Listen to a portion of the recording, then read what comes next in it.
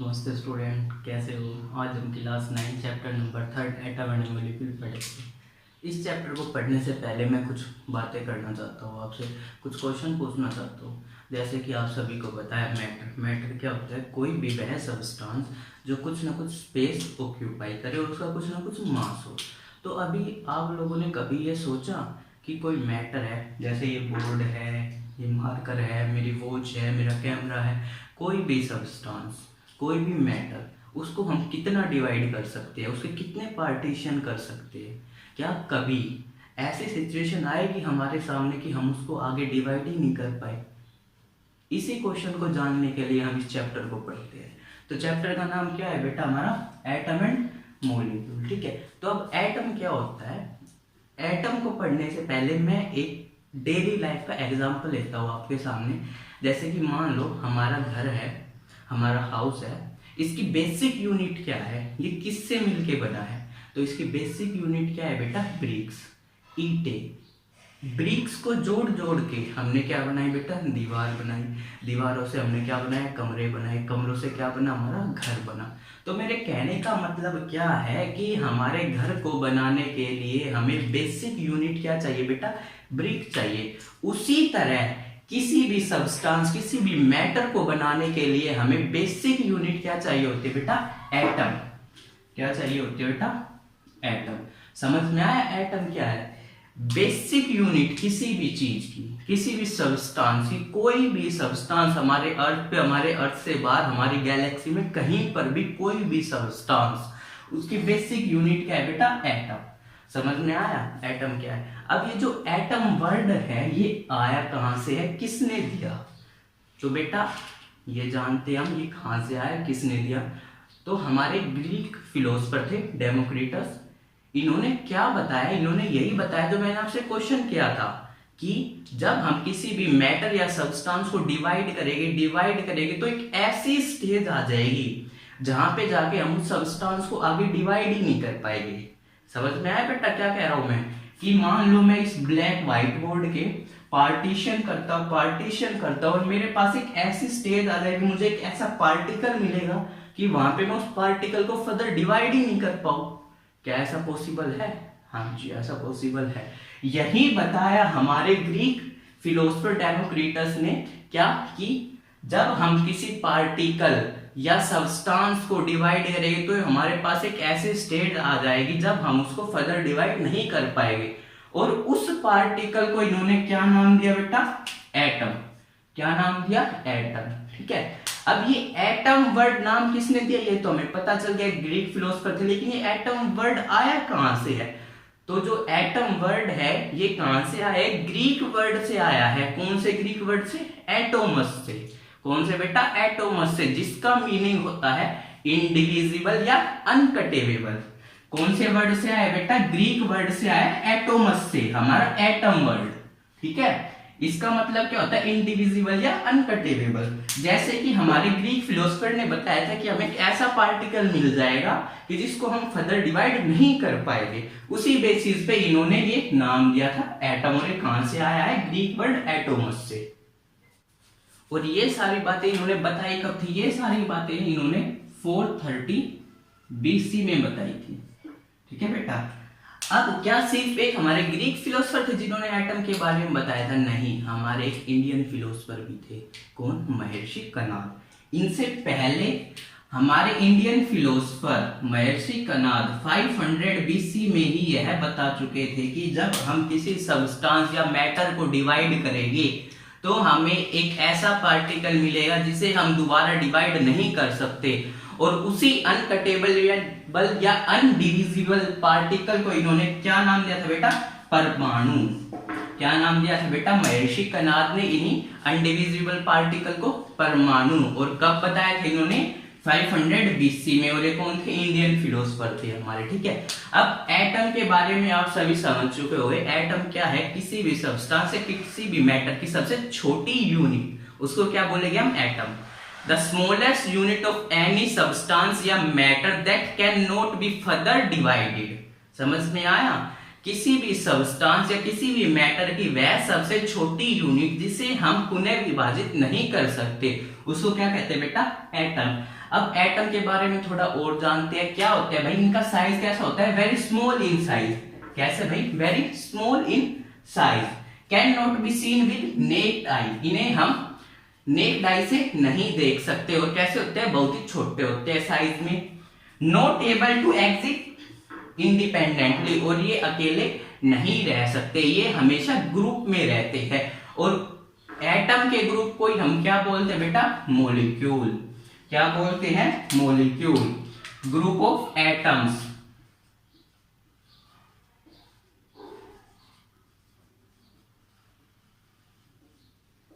Group of atom से क्या बोले जाते हैं? हमारे मॉलिक्यूल। समझ में आया बेटा? एटम क्या है हमारे? The smallest unit of any substance that can not be further divided. और ये कैसे होते हैं हमारे? Small in size, can not be seen with naked eye, not able to exist independently. अब बेटा मैंने बताया कि वेरी स्मॉल इन साइज, बहुत ही छोटे होते हैं साइज में, तो हम इनकी मेजरमेंट किस में करेंगे? समझ रहे हो? साइज बहुत ही छोटा है तो इनकी मेजरमेंट किस में करेंगे? तो इनकी मेजरमेंट के लिए हम नैनोमीटर, किसका? नैनोमीटर का यूज करते हैं। जो हमारी एटॉमिक रेडियस है, एटम का साइज मेजर किया जाता है, किसमें मेजर किया जाता है बेटा? नैनोमीटर में। अब नैनोमीटर होता कितना है? तो 1 नैनोमीटर इक्वल्स टू 10 की पावर -9 मीटर इक्वल्स टू। समझ में आया बेटा? अब मैं एक बार दोबारा से आपको एक्सप्लेन करता हूं। एटम होता है क्या है? एटम हमारी सबसे छोटी यूनिट किसी भी सब्सटेंस की, उसी को हम क्या बोलेंगे बेटा? एटम। और ये very small in size, not able to exist independently, और क्या बेटा हमारा? Can't be seen with naked eye. और सबसे पहले ये जो वर्ड था एटम किसने दिया था? डेमोक्रिटस ने। और डेमोक्रिटस ने ये वर्ड दिया था एटम, कहां से आया? ये ग्रीक वर्ड एटोमस से, जिसका मतलब होता है इंडिविजुअल या अनकटेबल। समझ में आया बेटा? अब इसी टॉपिक से जितना मैंने पढ़ाया है यहां से हमारे 2 क्वेश्चन अराइज होते हैं। क्या बेटा? पहला क्वेश्चन है एटॉमिक रेडियस किसमें मेजर किए जाते हैं? तो एटॉमिक रेडियस को हम मेजर करते हैं नैनोमीटर में। किसमें बेटा? नैनोमीटर में। सेकंड क्वेश्चन हमारा आता है जो एटम नेम है ये कौन से वर्ड से आया है? तो ग्रीक वर्ड से आया है और एटोमस से आया है। समझ में आया? और किसने दिया बेटा? ये डेमोक्रिटस, जो एक ग्रीक फिलोसोफर थे। क्या बता रहा हूं बेटा मैं? एटम है जो हमारे क्या क्या बनाते हैं? एटम फॉर्म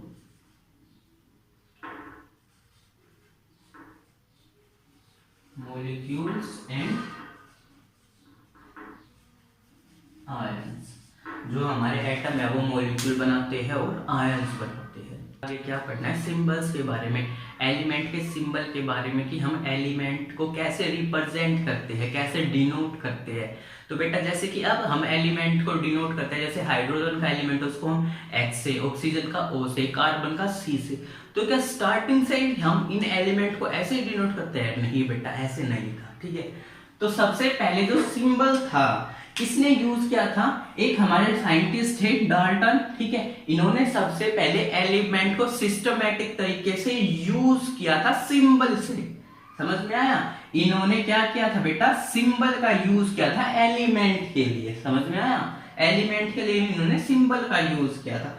अब जो ये हमारे नाम है जैसे कि हाइड्रोजन है, ऑक्सीजन है, कार्बन है, नाइट्रोजन है, ये नाम किस बेसिस पे रखे जाते हैं?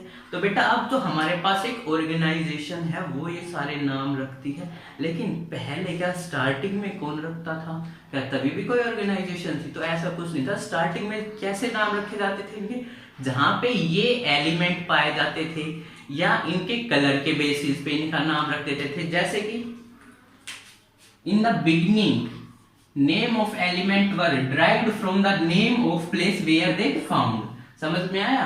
स्टार्टिंग में एलिमेंट का नाम कैसे रखा जाता था कि जहां पे वो पाए जाते थे उसके बेसिस पे उसका नाम रख दिया जाता था। some were taken from specific color, कुछ का उनके कलर के बेसिस पे नाम रख दिया जाता था। तो जैसे कि मैंने बताया कि स्टार्टिंग में क्या था भाई, जहां पे कोई सब्सटेंस पाया, हमें कोई एलिमेंट पाया, तो जिस जगह पे पाया उसके बेसिस पे हमने उसका नाम रख दिया। जैसे कि कॉपर है हमारा, कहां पे पाया था? फिब्रस में, तो इसका नाम कॉपर रख दिया हमने। जैसे कि हमारा गोल्ड है, क्या है बेटा, गोल्ड, गोल्ड का कलर कैसा होता है, येलो, ठीक है, तो ये हमारा येलो कलर से गोल्ड रख दिया, समझ में आया बेटा। अब क्या स्टार्टिंग में मैंने बताया कि हम जैसे अब सिंबल यूज करते हैं, ऐसे पहले यूज नहीं करते, तो पहले कैसे सिंबल यूज करते थे, जब हाइड्रोजन के लिए हम सिंबल यूज करते थे ये, ऑक्सीजन के लिए हम सिंबल यूज करते थे ये, कार्बन के लिए हम सिंबल यूज करते थे ये,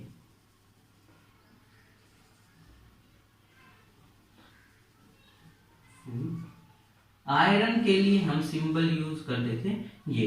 तो इस तरह के सिंबल्स यूज किए जाते थे। आप एनसीईआरटी की टेबल में देखोगे आपको सब कुछ मिल जाएगा।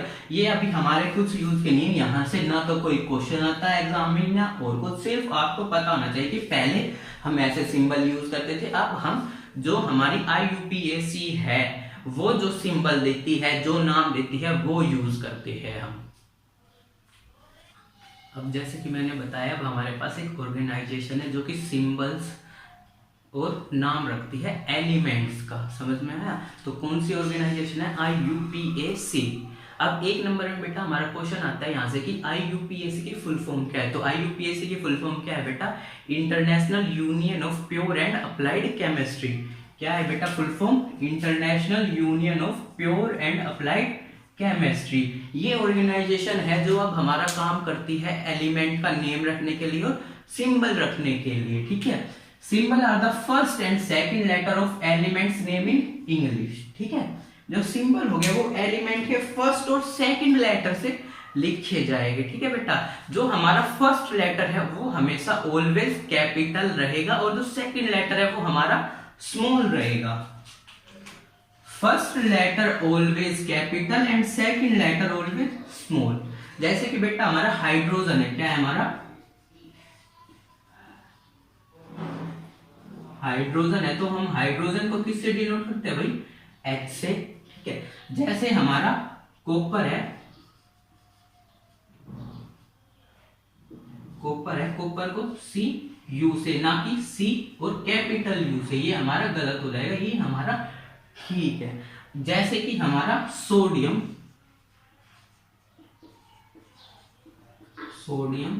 Na, ये हमारी इसकी राइट रिप्रेजेंटेशन है, ना कि ये। तो इनकी रिप्रेजेंटेशन अच्छे से सीख लेना बेटा। क्या, जो हमारा हाइड्रोजन है ये H, कॉपर CU, तो CU हम दोनों कैपिटल नहीं लिखेंगे, first letter capital, second letter हमारा स्मॉल। ऐसे हमारा सोडियम Na, तो N कैपिटल और सेकंड लेटर A हमारा स्मॉल, ठीक है। ये सारी टेबल आपको एनसीईआरटी में मिल जाएगी, सिंबल्स के साथ एलिमेंट के नेम, सिंबल, ये सारी चीजें आपके एनसीईआरटी में है, वहां से आप याद कर लोगे, ठीक है बेटा। हमें इस चैप्टर में क्या पढ़ना है, इस चैप्टर में अब हमें पढ़ना है एटॉमिक मास। अब किसका मास पढ़ना है बेटा, एटम का मास पढ़ना है। तो मैंने स्टार्टिंग में बताया था हमारा एटम कैसा होता है बेटा, वेरी स्मॉल इन साइज, तो इसका मास में बेटा बहुत कम होगा, है ना। तो बेटा हम एटम का एग्जैक्ट मास, एक्यूरेट मास हम फाइंड आउट नहीं कर सकते। क्यों नहीं कर सकते, क्योंकि बेटा ये वेरी स्मॉल इन साइज में होता है, ठीक है। और ये कभी भी अकेला नहीं रहता, इंडिविजिबल नहीं रहता, मैंने पढ़ाया था ना, एक ग्रुप बना के रहता है, ठीक है। बहुत सी कंडीशंस है, हम इनका एक्यूरेट मास फाइंड आउट नहीं कर सकते, लेकिन हम इनका रिलेटिव मास फाइंड आउट कर सकते हैं।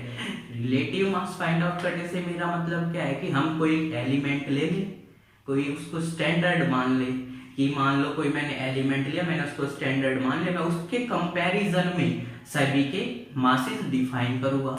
तो बेटा हमने क्या किया, हमने कार्बन 12 को, कार्बन का हमारा एक आइसोटोप है कार्बन 12, उसको हमने स्टैंडर्ड यूनिट के रूप में मान लिया। इससे पहले हमने किसको माना था, ऑक्सीजन को माना था बेटा, किसको माना था, ऑक्सीजन को। लेकिन ऑक्सीजन क्या है, रिएक्टिव है बहुत ज्यादा, ठीक है, तो हमने ऑक्सीजन को हटा दिया। अब हम किसको मानते हैं बेटा, कार्बन को। तो एटॉमिक मास बेटा, absolute atomic mass can not be measured. हम एब्सोल्यूट एटॉमिक मास तो मेजर कर नहीं सकते, लेकिन बेटा हम क्या मेजर कर सकते हैं, उसका रिलेटिव मास। क्या बेटा, रिलेटिव एटॉमिक मास। अगर रिलेटिव एटॉमिक मास होता क्या है, ठीक है, तो हम क्या पढ़ेंगे बेटा, एएमयू। क्या एएमयू, एएमयू क्या होता है बेटा, हमारा एटॉमिक मास यूनिट। क्या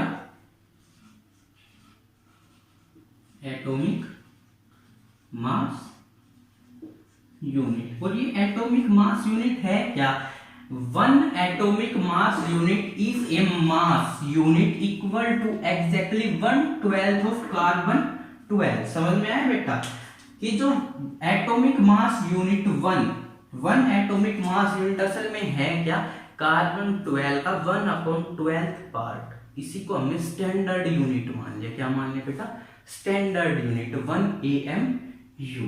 ठीक है, अब हमारी IUPAC है, मैंने बताया क्या, IUPAC।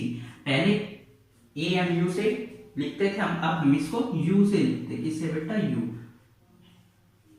यूनिफाइड मास। ठीक है, समझ में आ बेटा। हम एक्यूरेट मास तो फाइंड आउट कर नहीं सकते, तो जैसे कि हमारा हीलियम है, क्या है बेटा, हीलियम है, इसका एटॉमिक मास कितना होता है, 4 होता है बेटा। इस एटॉमिक मास 4 का मतलब क्या है, इस एटॉमिक मास 4 का मतलब है कि जो कार्बन 12 है उसके 1/12 पार्ट से हमारा हीलियम एटम 4 टाइम है। समझ में आया, हीलियम एटम का मास 4 टाइम है कार्बन 12 के 1/12 पार्ट से। ऐसे ही जैसे कि हमारा सोडियम है, क्या है हमारा, सोडियम कितना होता है बेटा, 23। कितना, 23। तो इसका मतलब क्या है कि जो हमारा सोडियम है ये 23 टाइम्स है किसका, कार्बन 12 के 1/12 पार्ट का। समझ में आया बेटा।